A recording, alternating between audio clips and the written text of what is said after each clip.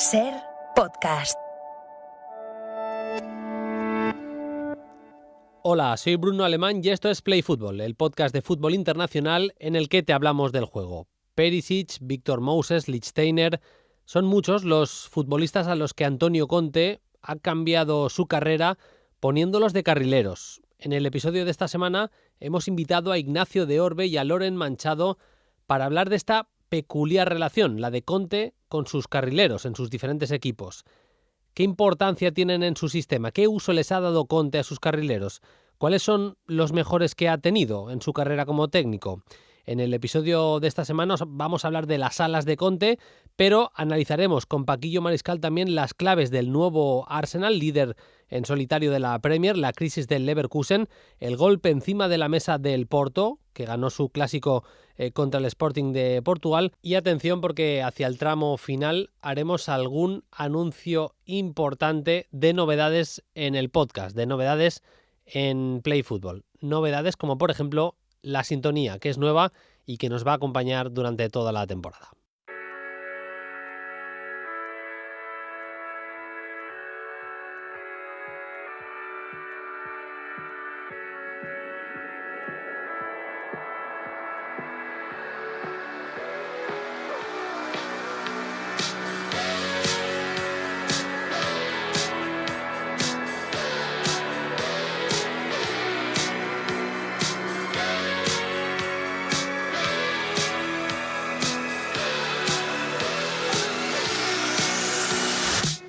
Igual no es el mejor momento para hablar de Antonio Conte después de lo que pasó el fin de semana anterior. No pasa su mejor momento en cuanto a imagen tras lo ocurrido con ese episodio con Thomas Tuchel. Pero bueno, nos molan entrenadores como Antonio Conte. Evidentemente la imagen del otro día no fue la mejor, pero sí que nos gustan las cosas que hace. Y habíamos propuesto para la portada del Play Fútbol de esta semana charlar un poquito de las alas de Conte, de los carrileros, de cómo utiliza a esa figura, la del jugador que actúa en los carriles, que es tan importante tanto a nivel ofensivo como defensivo, que acaba siendo un poco bisagra, casi como los centrocampistas, que le toca hacer un poquito de todo, aunque en este caso es en la banda. Y me parece que, otra cosa no, pero lo de reunirme con gente crack se me da bastante bien. Ya sabéis que Ignacio de Orbes, amigo del programa, escribió Antonio Conte la estructura, un libro editado por Letrame hace, no llega a 2 años todavía, y la verdad es que es un libro que cualquiera que esté interesado en la figura de Antonio Conte tiene que disfrutar sí o sí. Y me está escuchando ya el bueno de Ignacio. Hola Ignacio, ¿cómo estás? Muy buenas. Hola Bruno, ¿qué tal? Muy buenas tardes. Bueno, con muchas ganas de hablar de Antonio Conte. Igual no es el mejor momento, pero siempre hay cosas interesantes. Ahora está en el Tottenham, está con carrileros, vamos a decir, que tienen buena pinta, pero que todavía no están súper instalados en la titularidad indiscutible, pero Conte ha sido muy importante para muchos carrileros en toda su carrera, ¿eh? Sí, sin duda. Quizá ahora mismo, como dices, en el Tottenham, los carrileros que están jugando con Conte están lejos de ser los más top que ha dirigido el italiano en su carrera, pero sin duda es una figura realmente importante que ha marcado la trayectoria y la carrera de muchos jugadores que han pasado por Conte o que han aprovechado su estructura, como veremos más adelante en el programa. Y sí, sin duda el carrilero es una de las piezas fundamentales de Antonio Conte y sobre eso vamos a charlar aquí. Muy bien, y nos acompaña también, ha estado alguna vez en el programa, nos ha dejado algún audio. Si escuchabais el podcast de La Media Inglesa, ahora de Alineación Indebida, le conocéis seguro. Si seguís el canal Gigantes de Twitch de Gerard Romero, también colabora con diferentes compañeros en diferentes formatos, bueno, que está en todos lados, pero que es un auténtico crack, el gran Loren Manchado, que ya me escucha. Lorenzo Andrés, ¿cómo estás? Muy buenas. Hola Bruno, ¿qué tal estás? ¿Todo Encantado bien? de que te hayas acordado de mí para hablar de Conte. Y antes de nada, déjame por favor recomendar a la gente el libro de Ignacio sobre Conte, porque cuando tú me dijiste que íbamos a hacer esto, me lo recomendaste, lo he leído, y yo que soy contista, confeso, te puedo decir que creí que sabía muchas cosas y ahora sé muchísimas más. O sea, lo recomiendo encarecidamente, de verdad. Además, se lee muy bien, tiene un montón de información y te hace reflexionar. Es una pasada el libro. Tiene, yo creo que una cosa muy buena, que es que lo puede leer cualquiera que simplemente le guste el fútbol. O sea, no hace falta tener el carnet de entrenador, no hace falta nada de eso. Esa es la primera. Y la otra que al mismo tiempo, para los que podamos estar más familiarizados con el mundo del fútbol, es verdad que tiene un nivel de detalle, de declaraciones, de meterse un poco en harina al detalle en determinados aspectos que lo hace, yo creo, un libro más que recomendable. Y encima es cortito, o sea, es que vamos, no hay excusa para la peña, no hay excusa para la gente en este caso. Bueno, vamos al lío. Por cierto, Loren sigue mucho la figura de Antonio Conte por varias razones. Él sigue mucho el fútbol inglés, pero también porque es seguidor confeso del Inter y esto yo la verdad es que no te he escuchado nunca explicar por qué. Loren, ¿de dónde viene ese amor por el equipo nerazzurro? Pues es curioso. Yo empecé a seguir al Inter cuando se fue Ronaldo Nazario a jugar allí. Pues muy bien. Claro, sí, por seguir viéndole, porque disfrutaba tanto de él en el Barça. Pero cuando se fue allí, años, ¿no? cuando se fue allí, te había entendido mal, pensaba que decías cuando se fue de allí. No. Vale. Allí en el 97, ¿puede ser? ¿Me quiere sonar? Creo que sí. Sí, creo que sí, creo que sí. Pero era por seguir viéndole, porque me maravillaba. Y de ahí en adelante te pones un poco a seguir al Inter. Luego, bueno, tuve una época que no le seguía tanto. Y de hace 6, 7 años, fíjate que mi mayor pico de interismo no fue con el triplete de Mourinho, que sí lo disfruté, pero no fue mi pico de interismo. Pero de un tiempo a esta parte me empecé a fijar más. Y cuando ficharon a Conte, pues ya... Ahora lo veo todos los fines de semana. Pues nada, ya queda explicado y mi duda resuelta. Eso también lo hace Conte. Es verdad, es verdad. Ignacio, nos hemos fijado en jugadores que ha tratado Conte, que a los que Conte ha tenido en sus manos y les ha mejorado su carrera, pero también hay muchos futbolistas que claro, antes de Conte, el sistema con 3 centrales y carrileros era algo muy poco mainstream, para que la gente nos entienda, no se utilizaba de manera muy habitual. Ahora prácticamente cualquier entrenador en algún momento lo utiliza. Hay muchos que lo tienen como sistema base, el de los 3 centrales y los carrileros, ya sea llenando un poquito más el centro del campo con 3 en la zona ancha y 2 delanteros, o metiendo más una especie de doble pivote y 3 delanteros arriba. Pero el caso es que, aunque sea de manera indirecta, Ignacio, hay que decir que le ha cambiado Conte la carrera de algún modo a futbolistas que han encontrado en esa posibilidad de ser carrileros puros, de comerse toda la banda. Pues me viene a la cabeza el propio Kostic, Dumfries, que ahora está en el Inter, antes de Conte, con Conte no estaba, pero Lodi, bueno, hay muchísimos a los que les queda el traje de carrileros bastante mejor que el de lateral o el de extremo, y aunque sea de manera indirecta, es una curiosidad, pero les ha cambiado la carrera a Conte. Sí, estoy de acuerdo. Además hay una... relacionado con esto que comentas, una rueda de prensa de Guardiola en la que le preguntan por Conte cuando está todavía en el Chelsea, y Guardiola afirma que cuando Conte salga del Chelsea empezarán a ser capaces de ver la contribución que ha tenido el italiano en el fútbol inglés, atacando con 5 atrás, pues dándole una vuelta de hoja al plano táctico que en ese momento predominaba en el fútbol europeo, y a partir de ahí empiezan a darse estructuras en las que los 3 centrales son bastante fijos. Y como dices, hay jugadores que o bien aprovechan las estructuras que Conte ha generado en ciertos equipos, como por ejemplo la gente que llega a la Juve para ocupar los carriles una vez Conte ya se ha ido y Allegri mantiene esa estructura, pues gente como Cuadrado, como Alessandro, como Evra, o gente que no tiene ninguna relación con equipos que haya dirigido Conte, pero sí que son determinantes como carrileros, como hablabas de Kostic, Angelino, se me ocurre Lodi, o ahora el propio Cucurella, que creo que va a rendir bien en esa posición. Y es una manera en la que, de un modo, algo que ha funcionado, porque como en el deporte sabemos, si es un fútbol de manera más concreta, lo que gana se trata de imitar o trata de aproximarse a eso, pues es una manera en la que el propio Conte deja una huella en la última década muy importante, creo.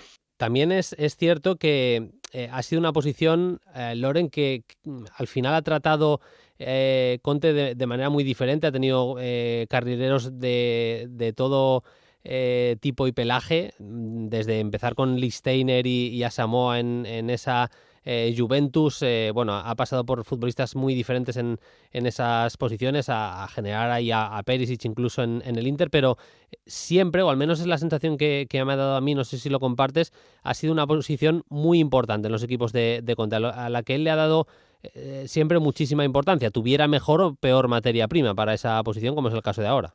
Sí, claro, Conte ha ido evolucionando como cualquier entrenador, él no se ha quedado quieto, por eso ha estado y sigue durante muchos años siendo considerado un entrenador top, ¿no? Y codiciado por los mejores equipos.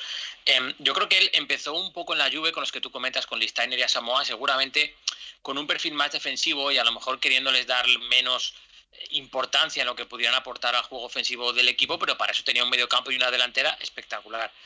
Conte es muy de amoldarse a los jugadores que tiene y de intentar sacarles lo mejor, incluso un poquito más. Sí que es cierto que cuando ha podido escoger carrileros que fichar, pues en el Inter, por ejemplo, pues pidió expresamente a Rafa Kimi, ¿no? Que es todo lo contrario, es mucho más ofensivo que otra cosa. Pero él siempre le ha dado importancia porque hay que tener en cuenta que en los equipos de Conte los carrileros, para dar amplitud al campo, para que la salida de juego sea lo más ancha posible y allí ya decidir si sales por fuera o por dentro, eran su principal objeto para dar esa amplitud son los carrileros. Para él eran muy importantes. Y en años ya más cercanos al que nos encontramos ahora, pues ya eran rematadores, eran centradores, en algunos casos eran casi parte principal del modelo de juego del equipo en ataque, así que yo creo que él siempre le ha dado preponderancia a los carrileros. Para él siempre ha sido muy importante contar con jugadores ahí fiables.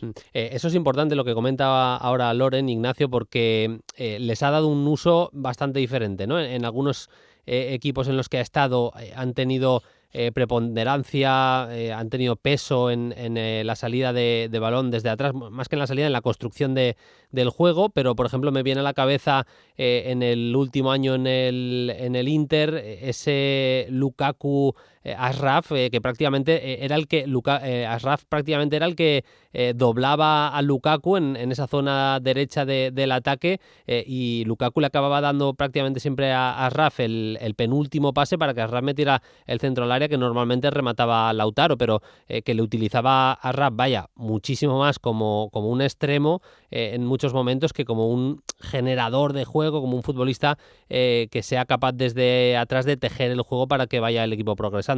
Sí, yo creo que en los últimos años, como decía antes Loren, en esa Juve en la que Lichtsteiner y Asamoah son un poquito más defensivos porque tiene un medio de campo que le permite atacar de otra manera a Conte, creo que en los últimos años la amplitud y la profundidad de los equipos de Antonio Conte no se entienden sin los carrileros. Esto que comentas con Lukaku y Ashraf me gusta mucho porque considero, después de estudiar mucho los equipos de Conte, que la relación del delantero con el carrilero es la más importante de sus equipos, y es algo que se va repitiendo. Evidentemente depende un poco también de la naturaleza del jugador, porque Conte tiene una serie de patrones que intenta llevar a sus equipos, pero luego la naturaleza del jugador influye mucho.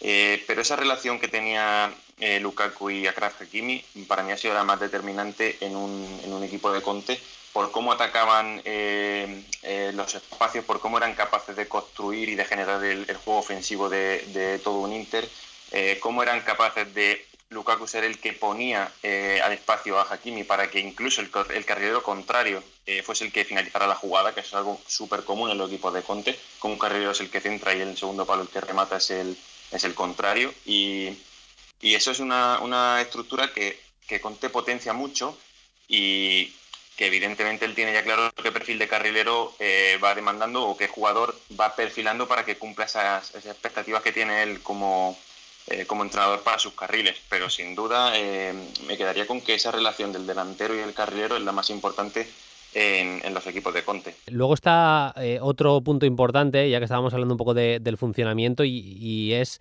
en el plano defensivo cómo les ha utilizado, porque decías antes, Loren, y me sirve para traer lo que quería comentar ahora.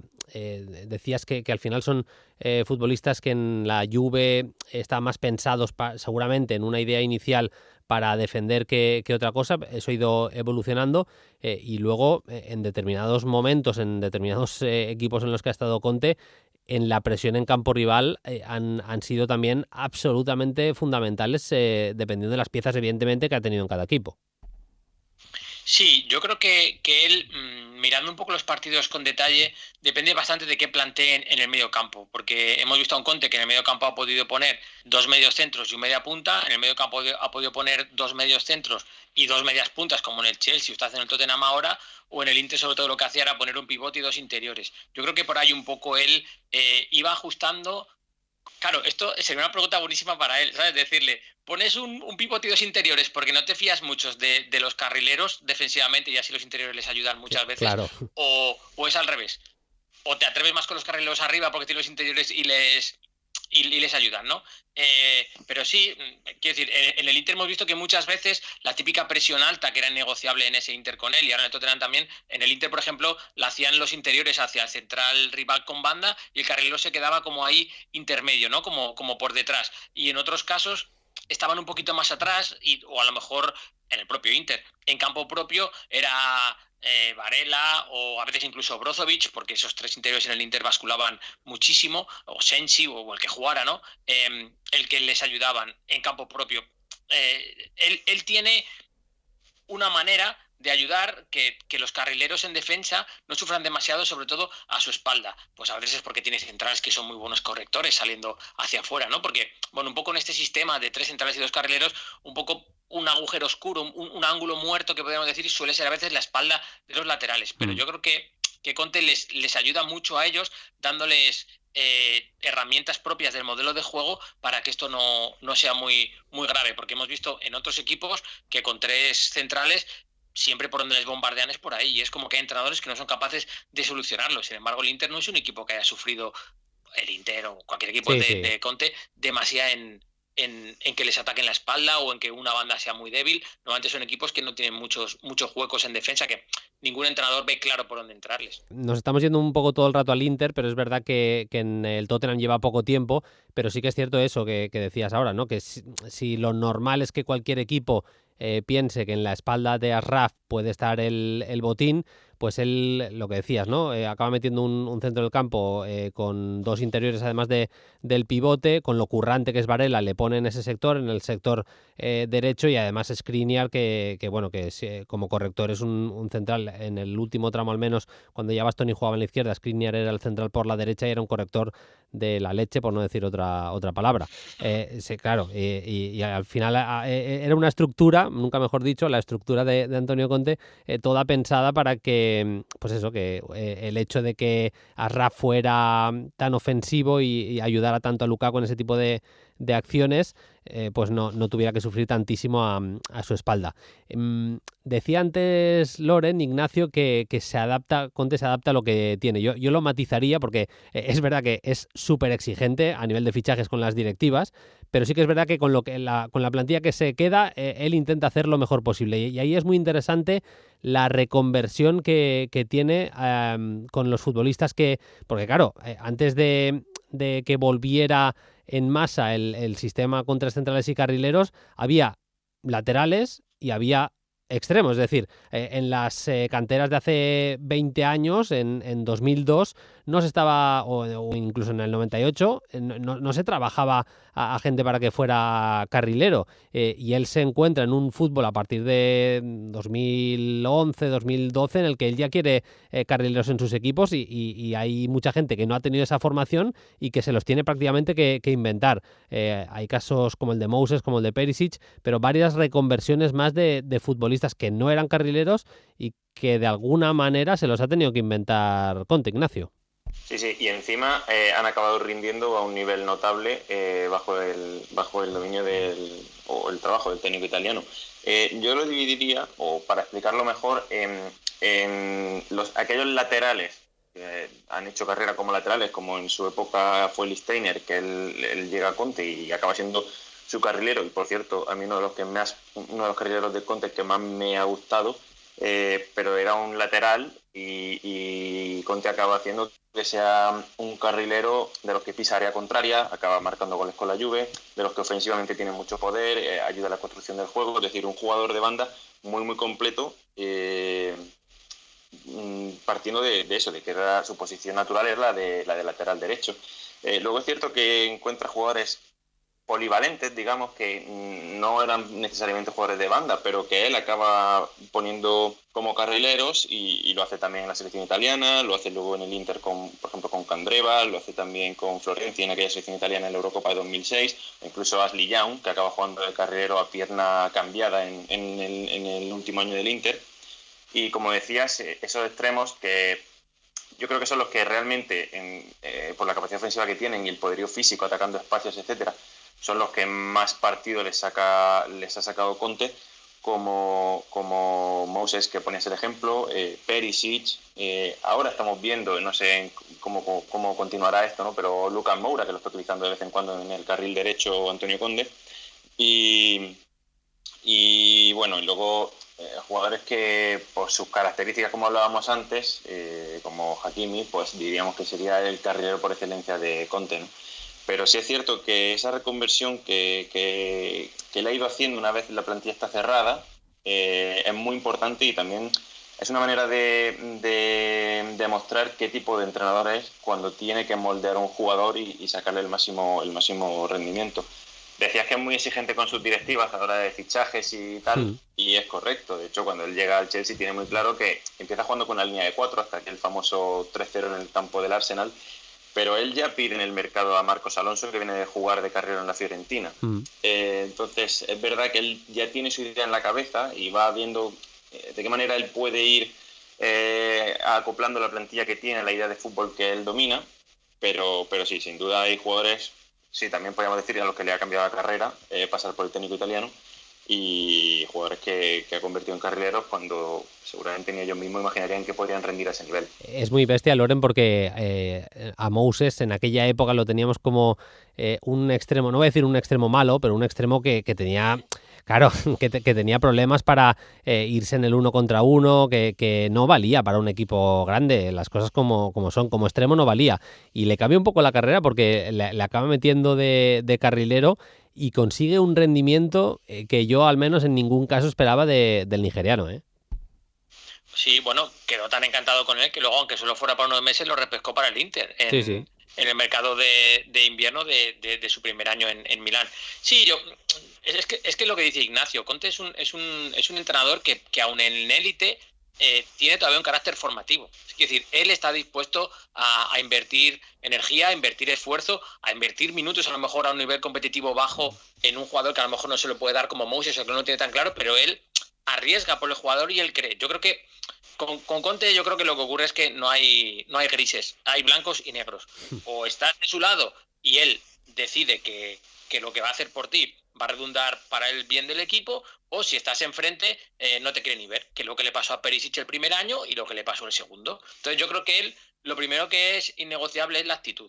Y si tú tienes actitud y él cree que tú tienes una serie de actitudes para rendir en banda, él puede trabajar contigo y te puede hacer un carrilero de buen nivel como Moses, o elevarte el nivel que tú no traías de inicio como Marcos Alonso, que era un buen carrilero en la Fiorentina, pero claro, Marcos Alonso en aquel Chelsea acaba como uno de los mejores carrileros del mundo, hace goles, da asistencias, o sea, se convirtió en un jugador élite top, campeón de la Premier League, siendo importante más en su equipo de esa posición, ¿no? Yo creo que con Conte lo que ocurre es eso, él tiene la capacidad de mejorar a sus futbolistas y de adaptarlos a posiciones que el resto a lo mejor no se nos habrían ocurrido, claro. Ya para ir cerrando, Ignacio, han salido ya bastantes nombres, tipo Ashraf, ha salido Marcos Alonso, lo habéis citado, el propio Perisic, a pesar de que no empieza bien su andadura con Conte y el primer año se va cedido al Bayern de Múnich, pero el carrilero al que le ha sacado más provecho, tu carrilero preferido de Antonio Conte, ¿cuál dirías? ¿Con cuál te quedarías, Ignacio? Pues es buena pregunta, por la variedad que ha tenido Conte. Como decíamos, para mí Moses es la mayor reconversión en cuanto a rendimiento que un jugador le ha dado sin serlo antes. Creo que el nigeriano fue un ejemplo, como decía antes Loren, de lo que es capaz Conte con un jugador. Mi carrilero preferido, y por ser el primer gran carrilero de Conte, era Lichtsteiner, por lo que consiguió también de un lateral que ya había hecho carrera en buenos equipos en Europa, era indiscutible en aquella Juve, y cómo hace que cambie su carrera a partir de esos 3 años en la Juve con Conte, para mí sería mi carrilero preferido porque fue el primer gran carrilero. Y como dije antes, el carrilero por excelencia creo que es Hakimi, sin duda. Loren, ¿tú con cuál te quedarías?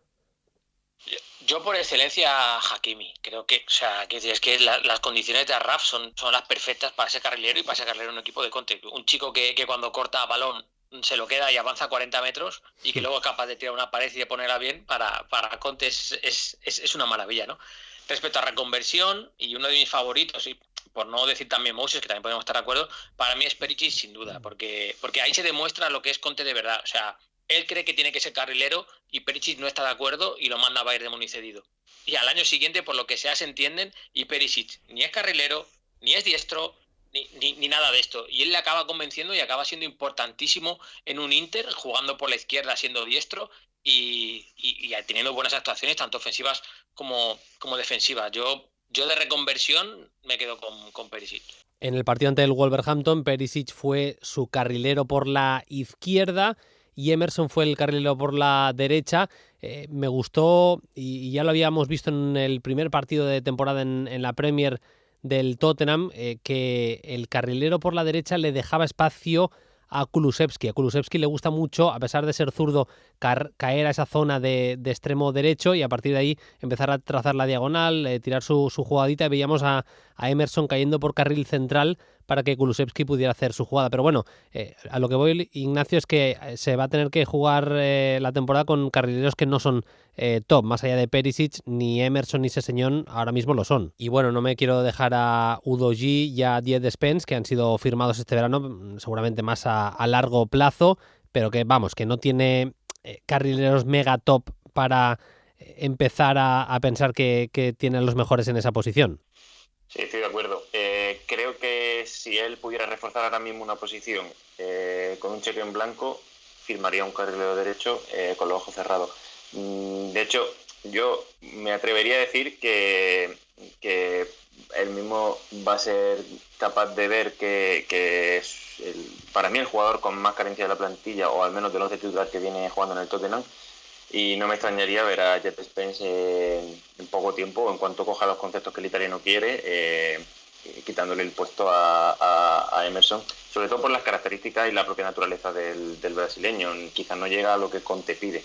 Y en Sessegnon podríamos ver un ejemplo, no sé cómo acabará la cosa, pero el típico ejemplo de jugador al que Conte le cambia la carrera, porque viene de no estar, sí estar, ser una joven promesa, tener cualidades pero no se atreven.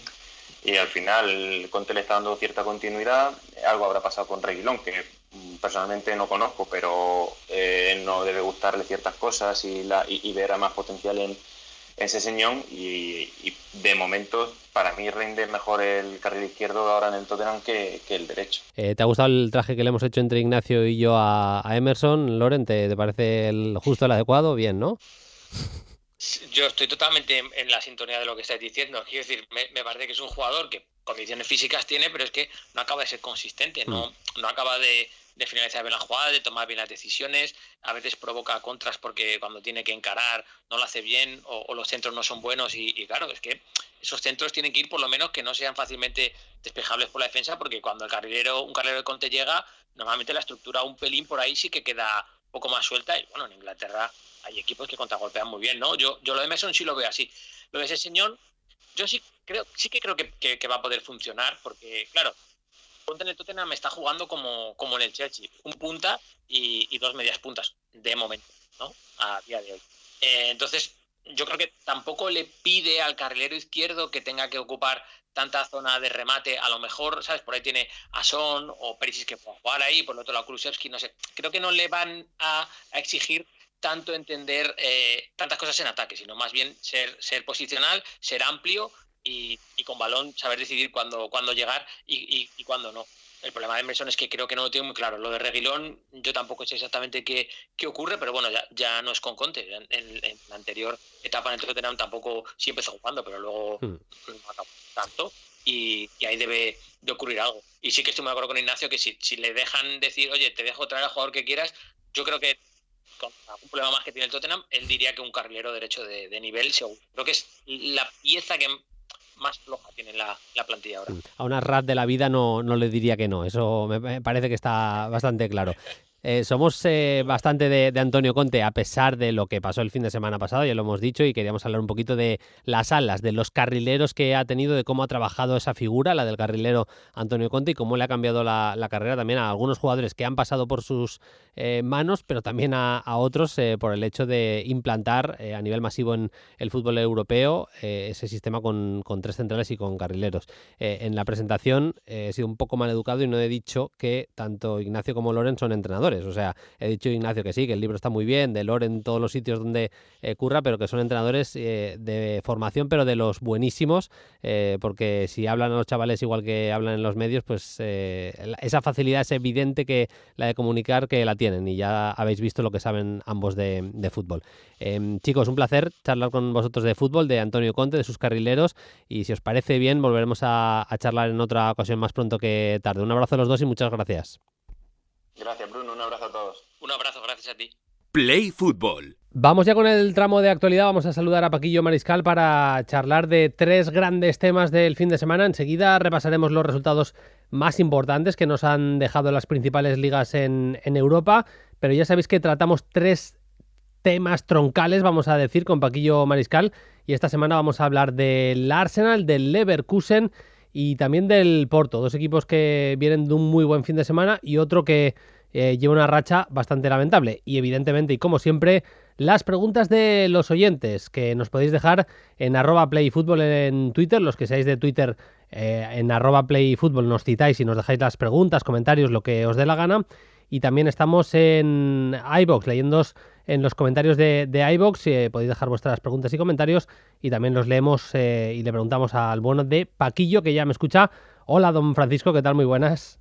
Muy buenas, don Bruno, ¿qué tal todo? Pues bien, con mucho fútbol este fin de semana, muy interesante, resultados que empiezan ya a dibujar alguna tendencia, no nada demasiado marcado, pero alguna tendencia así, como es el caso del Arsenal. Paquillo, está muy bien el equipo de Mikel Arteta, que resolvió el partido, podemos decir, en la primera parte y que igual sacó un poco el pie del acelerador, pero podían haberle caído todavía más goles al Bournemouth. Ganó el equipo de Arteta por 0-3.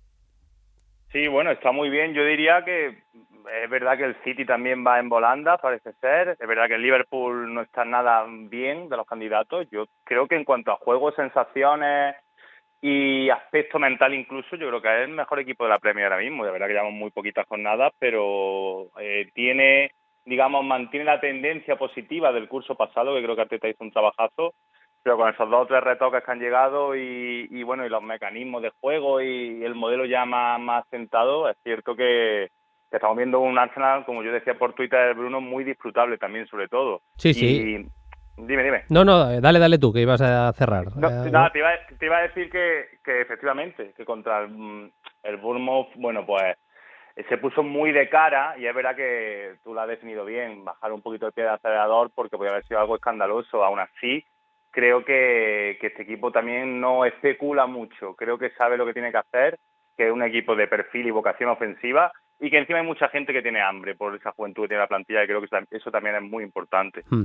Es que hay solo 3 caras nuevas en el equipo, no es que haya cambiado tantísimo respecto al año pasado, pero es que el impacto que han tenido los 3, que están teniendo los 3, Paquillo, está siendo muy bestia, porque en cuanto a seguridad defensiva, más allá de que el otro día se marcó un gol en propia puerta, que fue carne de meme y demás, pero la seguridad defensiva y la capacidad para salir jugando que le está dando Saliba, esa continuidad al juego que le da Zinchenko metiéndose por dentro, y el hecho de haber encontrado en Gabriel Jesús al menos el perfil de 9 ideal. Luego veremos si en grandes cotas, en los partidos más top, Gabriel Jesús está, me lo invento, pero al nivel de los Haaland, Lewandowski, Benzema, a nivel rematador, a nivel realizador, a nivel de efectividad en el área contraria. Vamos a ver si tiene esa capacidad, pero de momento lo que están haciendo los 3 es tener un impacto súper positivo sobre el juego del equipo de Arteta. Sí, se nota la sinergia, ¿no? La consonancia con la dirección deportiva, y que han traído jugadores, bueno, tanto Zinchenko como Gabriel Jesús, él los conocía perfectamente de su etapa como segundo de Guardiola en el City.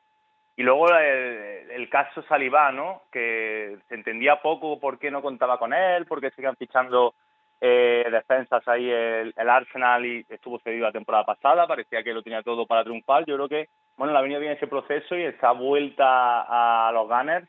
Fíjate, yo creo que ya el año pasado mejoraron defensivamente, sobre todo con asentándose Ramsdale en la portería y también el fichaje de Tomiyasu, que vamos a ver el nipón cómo queda dentro de esta ecuación, que ahora mismo parece un poco difícil mover el 11. Pero es verdad que ya con Saliba, el tema de Ben White lateral derecho, que en salida forma línea de 3 porque se queda un poquito abajo para formar esa red de seguridad y que Zinchenko pueda ganar altura. Ya el ucraniano ya intercambia carril central con abrirse fuera dependiendo de lo que haga Martinelli.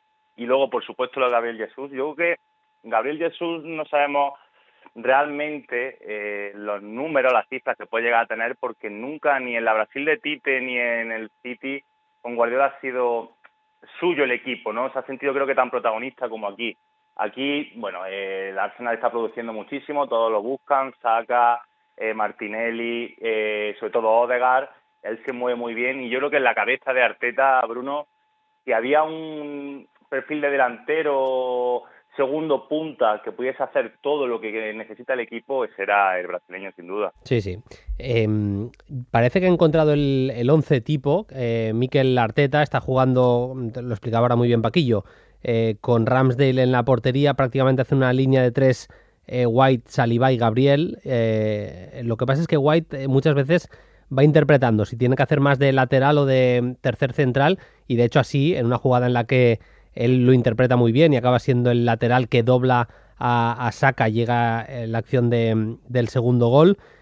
Prácticamente en un centro del campo de 4 podemos situar a Thomas, a Zinchenko, a Odegaard y a Xhaka.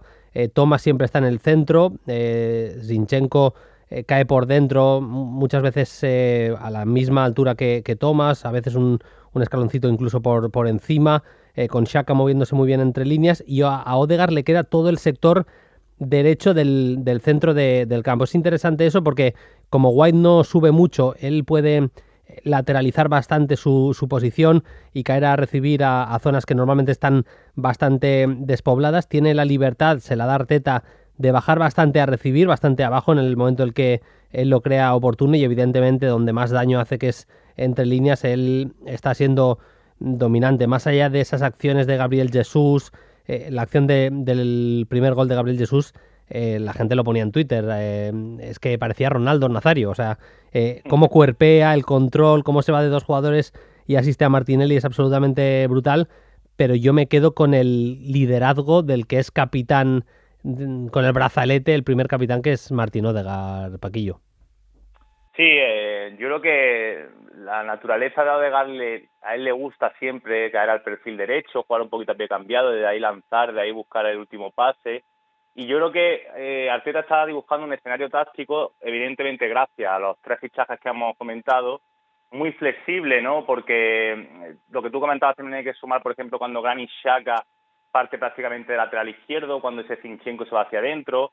Martinelli también interpreta muy bien que cuando tiene que desbordar 1 contra 1 fija por fuera, pero también sabe situaciones como la del segundo gol, que Ben White dobla y se está desarrollando la jugada por la derecha, cómo atacar el lado débil.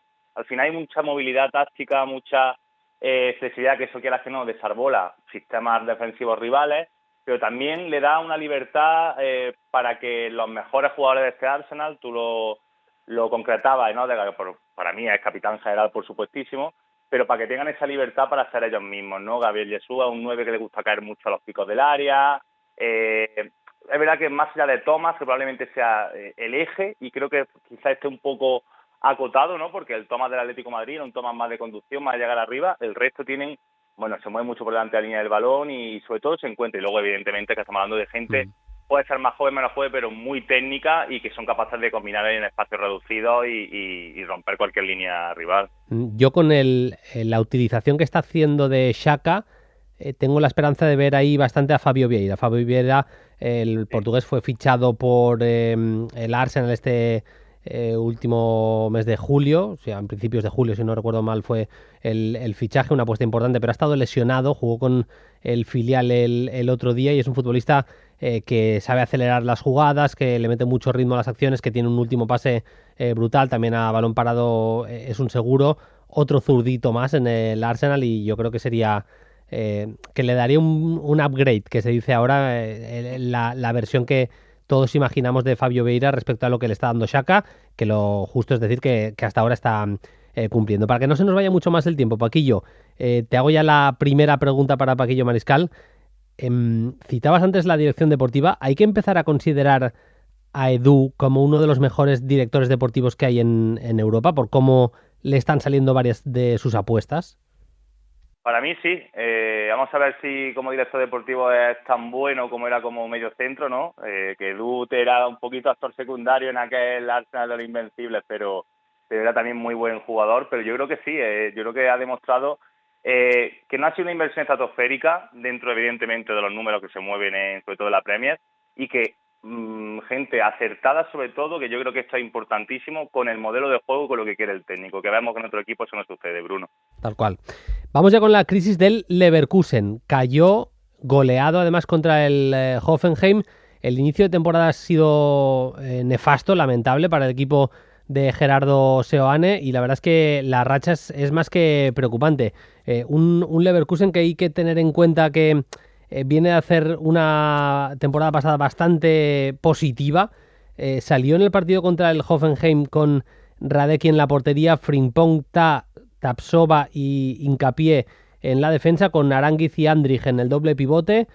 Jugaba prácticamente Asmund de media punta, con Diaby y Hlousek en las bandas, y Schick como referencia ofensiva. También es justo decir, Paquillo, que prácticamente es la primera en la frente. O sea, estaba siendo un partido igualado, hay una llegada de el Hoffenheim al área y Baumgartner se inventa una jugada que te la firma el mismísimo Cristiano Ronaldo, un taconazo prácticamente desde su casa, que acaba entrando en la portería de Radecki. Es que parece que le sale todo mal al Leverkusen en este tramo inicial de temporada.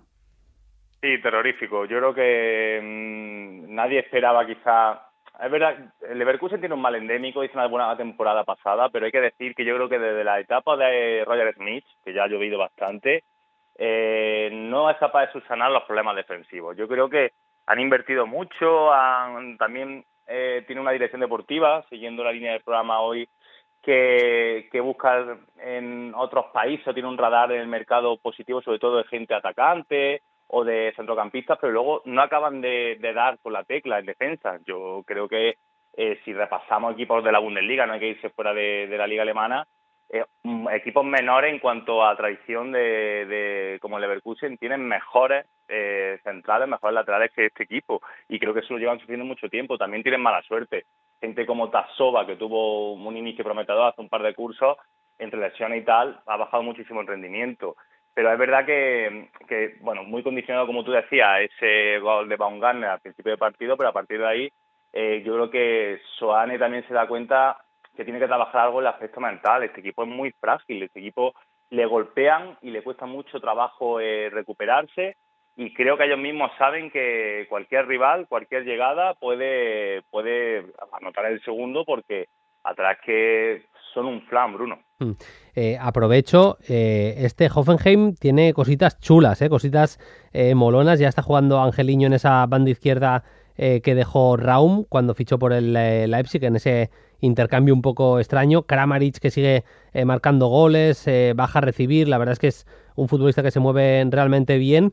Y Rutter, este futbolista zurdito, todavía muy joven, si no me equivoco, tiene 21 años más o menos. Si no me equivoco, es de 21 máximo, yo creo que tiene 20 años todavía, que es un 2002, Rutter, zurdito, que se mueve muy, muy bien. Es verdad que se mueve bastante mejor con espacios, pero tiene cositas este equipo, y bueno, Baumgartner demostrando que es un llegador tremendo, Baumgartner es un perfil de futbolista muy prototipo de Bundesliga, ¿no? De box to box, de que es capaz de asociarse, porque vimos tramitos buenos con Angeliño cayendo ese perfil izquierdo, con Kramaric, que también el croata le gusta caer a ese lado, pero luego lo que tiene esa vocación ofensiva, que te rompe línea, que te aparece por sorpresa, que rompe en profundidad, que bueno, yo creo que es un jugador de este prototipo de liga, de austriacos, noruegos, escandinavos, que suelen llegar a la Bundesliga, que luego dan ese saltito.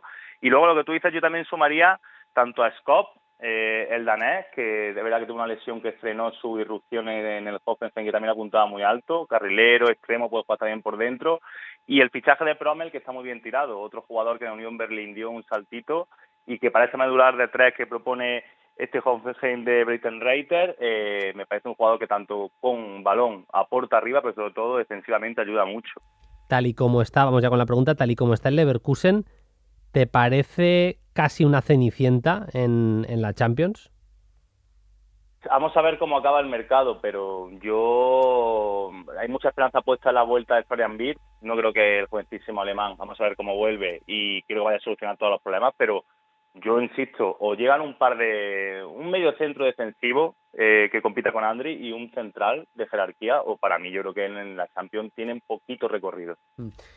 Ahora lo confirmaré, yo diría que está en el bombo 3, si no me equivoco está en el bombo 3 el Leverkusen, ahora enseguida lo confirmamos, pero bueno, lo cierto es que no llega en su mejor momento y Wirtz no va a jugar ninguno de los partidos de la fase de grupos, o está previsto que sea así al menos.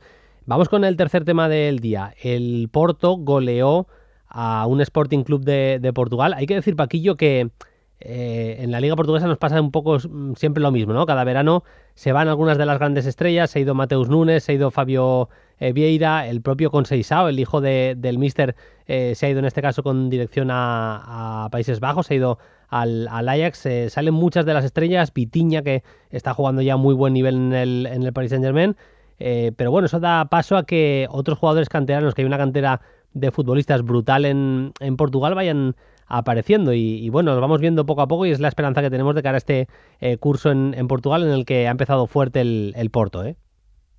Ha empezado fortísimo, ha empezado como casi siempre. Los últimos cursos, hace 2 temporadas ganó la Liga el Sporting Club de Portugal, pero lo del Porto yo creo que es ejemplar como Conceição, que también hay muchos cantos de sirena de que puede salir, le van robando jugadores. Mantiene una idea de juego. Este Porto es verdad que hay veces que es un pelín más, presiona un poquito más arriba o sube un poco más las líneas, pero ese 4-4-2 sempiterno, todos muy juntitos, que haya poco espacio entre líneas, juego directo para las 2 puntas, que suelen ser puntas, en su momento eran Tiquinho, Marega, etcétera, ahora Evanilson, Taremi, que descargan bien para la segunda jugada, y luego un poquito de libertad y Bruno para un par de jugadores más técnicos, como el caso de Otavio o como el caso de Pepe, los 2 jugadores de fuera casi siempre, pero para mi gusto es principal candidato a casi todo otra vez de nuevo en la Liga, ¿no? Qué buen futbolista es Otavio, ¿eh? Estuvo muy bien con Portugal en la Nations League, en esas jornadas siendo titular, y no le pesó ni mucho menos esa plaza de titular en una selección con tantísimo potencial como es Portugal, ¿eh? Sorprende mucho que siga en Portugal, de hecho. Es caso como, bueno, los últimos años hemos visto Corona, que también ha sido de ahí, o el caso que tenemos más cercano de Luis Díaz al Liverpool. Yo creo que Otavio se siente muy cómodo ahí. Yo tengo ganas, expectativas por verlo en un equipo más grande, que tenga que tener un poquito más de protagonismo, y también un equipo que quiera un poco más el balón, que sea un poquito más ofensivo. Yo creo que se ha buscado su hueco, digamos, dentro de un ecosistema que no le termina de beneficiar, porque creo que tiene que hacer mucha implicación defensiva, mucho recorrido, pero cuando lo hemos tenido un poquito más de libertad, como en Portugal, como tú bien has comentado, es un tipo que técnicamente es buenísimo, y yo creo que no debería de durar mucho más en el Porto. El partido viene marcado también por una acción de un futbolista español, el carrilero Pedro Porro, que hizo un Luis Suárez, ¿eh? ¿Tú te acuerdas, no, de la acción de Luis Suárez en el Mundial del 2010? Terrible. A ver, hay que decir, porque mucha gente ve la estación en Twitter, en redes sociales y demás, Pedro Porro está siendo de lo mejor de la Liga Portuguesa, y que no es criticable esto para quien no siga mucho la actualidad, porque el chaval, desde que llegó, desde que se embarcó en Lisboa, lo está abordando. De hecho, ha tenido alguna convocatoria con la selección española muy merecida, pero sí, muy condicionado. Yo, con respecto al Sporting Club de Portugal, creo que un equipo venido a menos, ¿no? Yo, viendo el partido, Bruno, noté la ausencia de Palhinha, que se ha ido al Fulham. Es que te voy a decir, se ha ido Palhinha, se ha ido Sarabia, que hablamos el año pasado de todo lo que le estaba dando al Sporting de Portugal, se ha ido Mateus Nunes. Es que así es muy complicado. Es muy difícil. Has perdido a tus 3 armadores de juego, ¿no? El doble pivote, Mateus Nunes, Palhinha.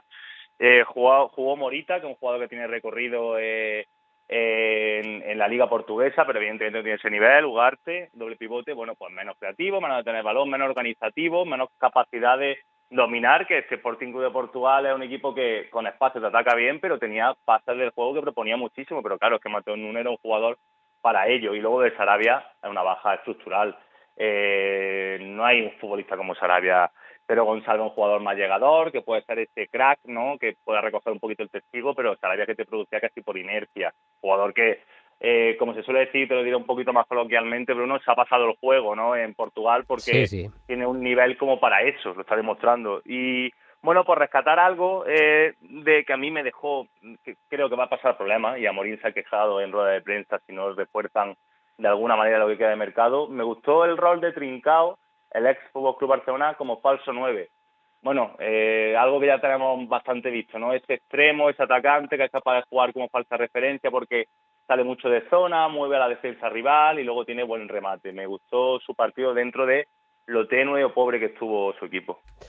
Pues la verdad es que no pinta de momento demasiado bien para el Sporting de Portugal. La pregunta que te iba a hacer me la has medio respondido ya. Te iba a decir si te sigue pareciendo el claro candidato, el favorito claro, el Porto a ganar el título, aunque sea de sí o no, Paquillo.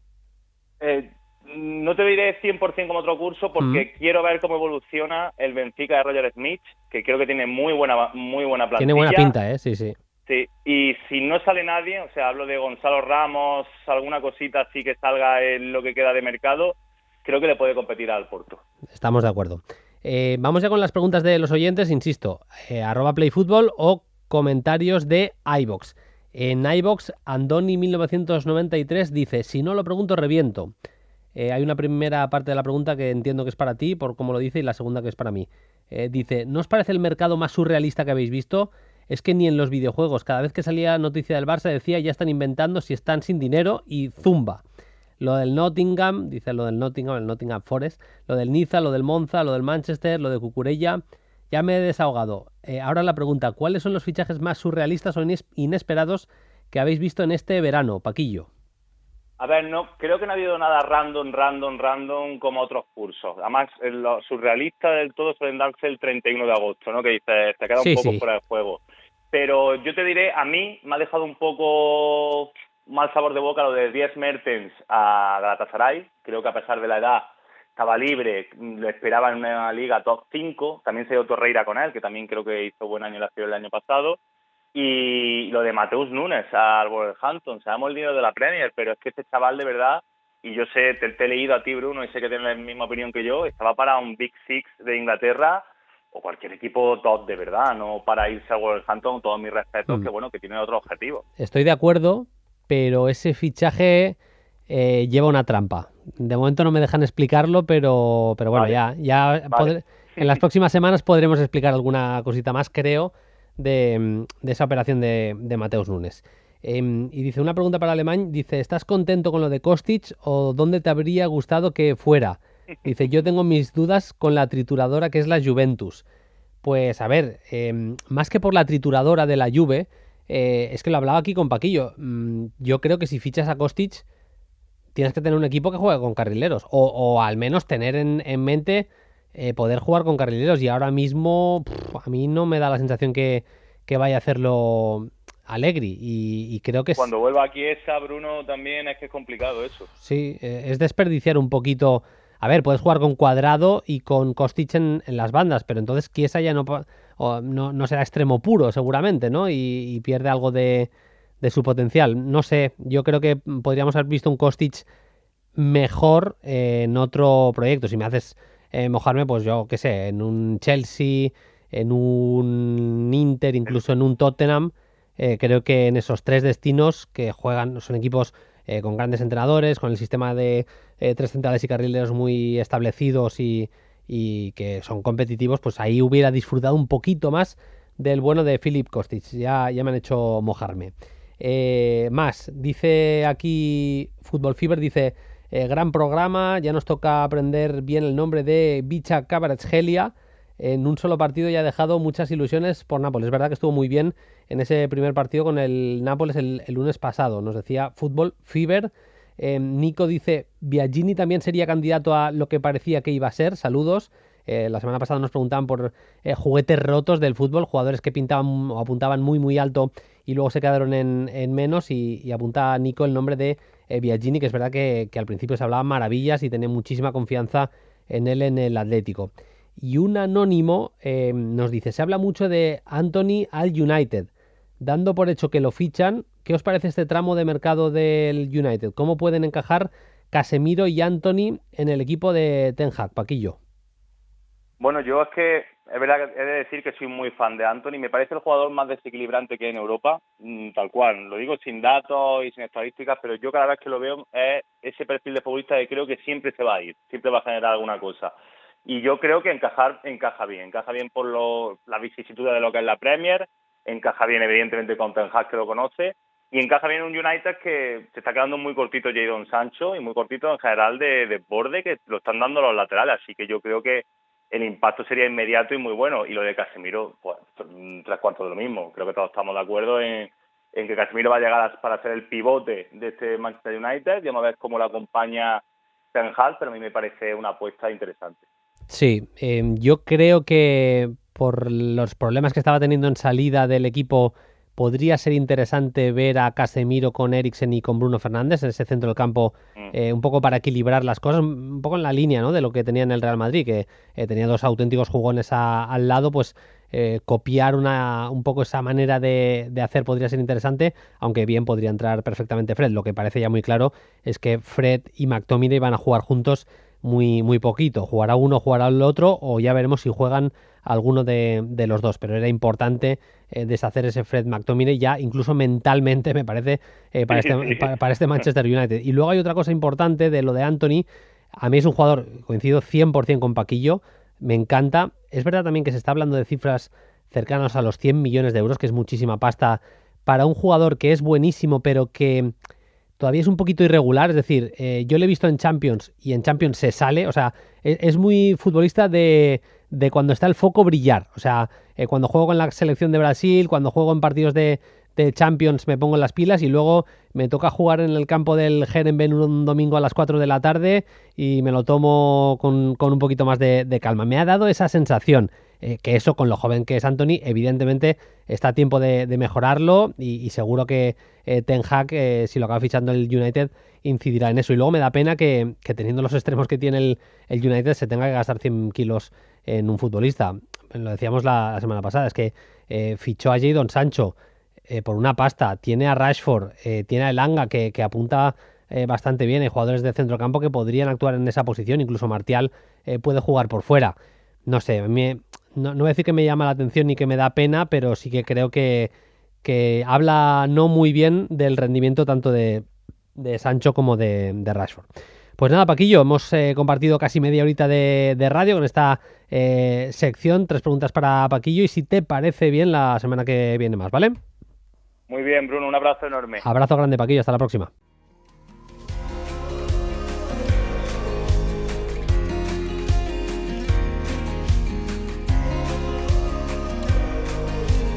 Recordamos los resultados más importantes de este fin de semana, más allá de lo ya repasado en la Premier. Cabe decir que fue un auténtico partidazo el Newcastle 3, Manchester City 3. Con ese empate del City queda como líder en solitario de la Premier, como decíamos, el Arsenal de Arteta. Además, Leeds 3, Chelsea 0, derrota muy dura para los de Tuchel. En Alemania destaca que más allá de lo que hemos contado del Leverkusen, perdió el Borussia Dortmund, cayó por 2-3 remontándole el Werder Bremen en el tramo final. Cayó el Leipzig por 2-1 contra la Unión Berlín y ayer goleó el Bayern, Bochum 0, Bayern 7.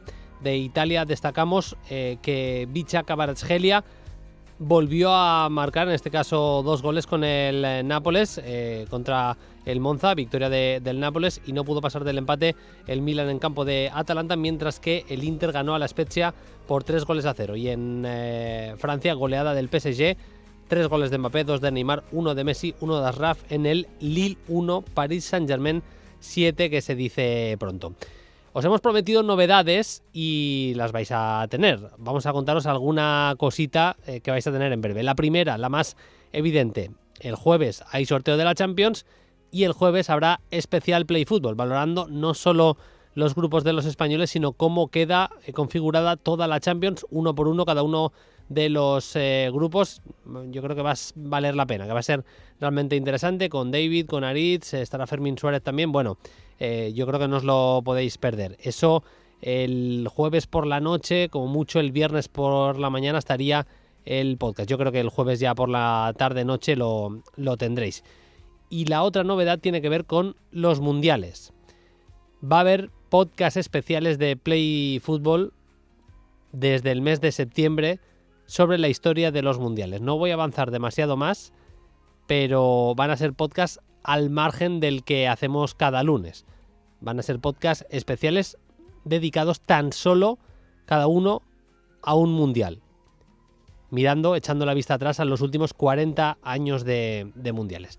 Y hasta aquí puedo leer. Bueno, que acabamos como siempre con el sonido de la semana. Nos vamos hasta Uruguay. Allí está el bueno de Luis Suárez jugando para Nacional. Sabéis que expulsaron a Darwin Núñez en la última jornada del Liverpool.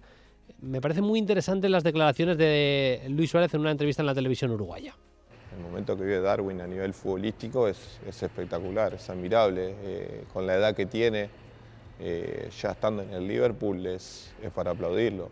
Tiene que disfrutar esta etapa, seguirle dando, seguir aprendiendo por lo que le pasó el otro día. Lo estuve hablando con él, pero porque recién está empezando y que sea consciente que a partir de ahora lo van a buscar el doble o 3 veces más. Y más sí, y más como es en Inglaterra. Te lo dice un boludo que se equivocó y que la pasó mal, pero el de caerte y volver a levantarte me fue haciendo más fuerte. Digo, vos no le dé más chance y te va a ser peor, pero creo que es alguien que escucha mucho. Darwin es muy inteligente en ese sentido y creo que la va a tratar de dar vuelta a esta situación, que creo que es lo que le dije, no es nada grave, porque todos nos hemos equivocado, a todos los han echado, pero lo que pasa es que recién llegó y en Inglaterra a la mínima ya todo grande, ¿no? El consejo de Luis Suárez a uno de sus discípulos, al bueno de Darwin Núñez. Ahora sí, nosotros nos vamos. Esperamos que hayáis disfrutado al menos la mitad que nosotros la hora de radio que hemos compartido en este episodio de Play Fútbol. Volvemos, insisto, el jueves por la noche con el especial del sorteo de la Champions. Hasta entonces, sed felices. Adiós. Suscríbete a Play Fútbol. Todos los episodios y contenidos adicionales en la app de Cadena SER y en nuestros canales de Apple Podcast, Spotify, iVoox, Google Podcast y YouTube. Disponible los lunes a las 10 de la mañana. Cadena SER. La radio.